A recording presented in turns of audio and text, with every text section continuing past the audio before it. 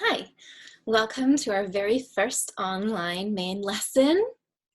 I'd like to start this main lesson with the caveat that this is my very first time teaching online ever. So I'm definitely not a professional at this, but I'm really excited to be trying something new and to be finally bringing you your 8th grade block, organic chemistry.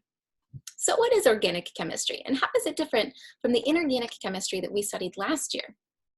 Well, by definition, inorganic chemistry is the study of or the chemistry of inorganic compounds. What are inorganic compounds?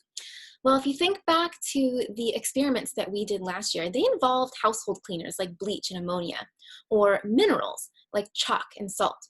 They're not living things. Now, organic chemistry, our 8th grade block that we're studying now, is completely different.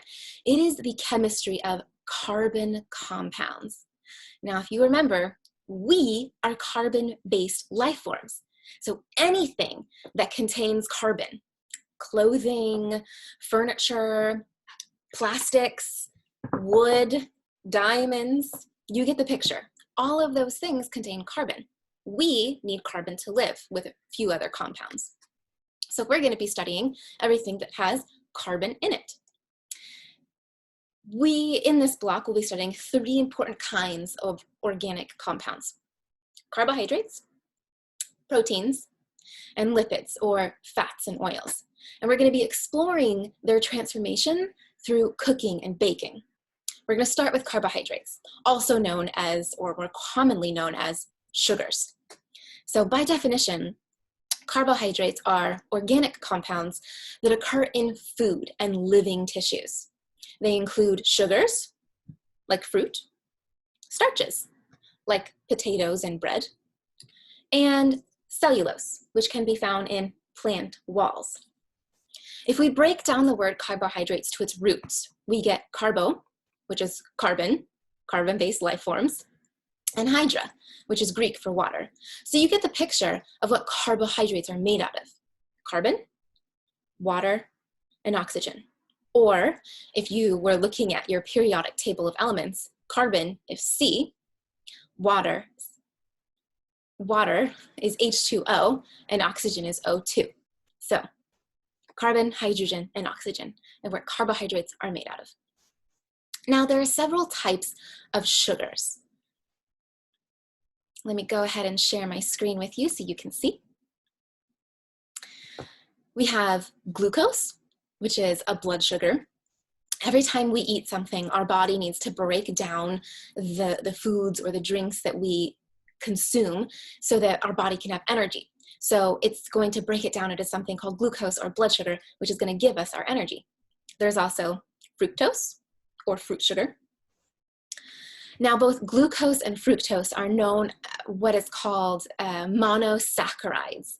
Mono, meaning one, think back to your Greek roots. Saccharide, meaning sugar, so one type of sugar.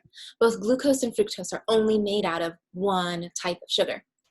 And then we have sucrose, which is table sugar, the stuff that you might put in your coffee or when you're baking a cake. Then we have lactose, which is the really important kind of sugar that's found in milks. It helps little baby animals grow really fast when they drink mother's milk. And then maltose, which is the sugar that is found in seeds and grains. So your breads are full of maltose. Sucrose, lactose, and maltose are all known as something called disaccharides. And they're known as disaccharides because they're made of 2 types of sugar.